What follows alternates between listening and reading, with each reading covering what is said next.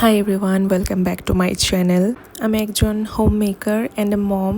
Today I will share a glimpse of my daily life. First day আমি পিহানকে feeding করে দিই, দেন clean changing যা যা কিছু করার তা সব করে দিই। তারপর আমি ঘরের কাজগুলো করি, যেমন পিহানের জন্য রান্না করি, আমার জন্য চা বানাই, দেন আমি ব্রেকফাস্টটা করে নিই। তারপর এসে ঘরটা একটু ক্লিন করি। যেদিন আমাদের মেড না আসে সেদিনই আমি ঘরটা ক্লিন করি। To all the moms watching, remember, it's okay if the house isn't perfect. You are doing an amazing job.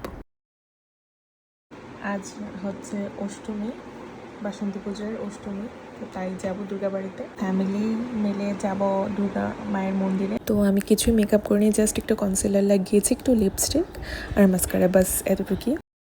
খুব ইচ্ছে হচ্ছিল শাড়িটা পিন আপ করে পরবো, তো দুবার ট্রাই করেছি, দেন লাস্ট অব্দি আর হলো না, দেন এভাবেই চলে গেছি।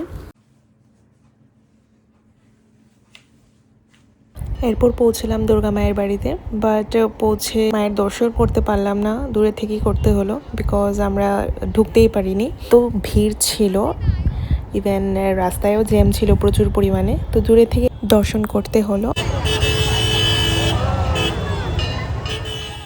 তারপর একটু ফুচকা খেয়ে নিলাম।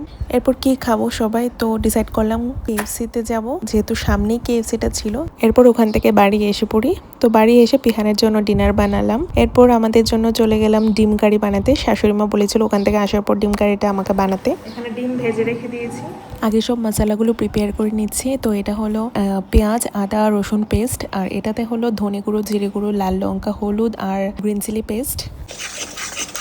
এটা কিভাবে রান্নাম আর দেখালাম না, বিকজ এটা একটা ইজি রান্না। তো এখানে গ্রেভিটাতে ডিমগুলো দিয়ে দিয়েছি।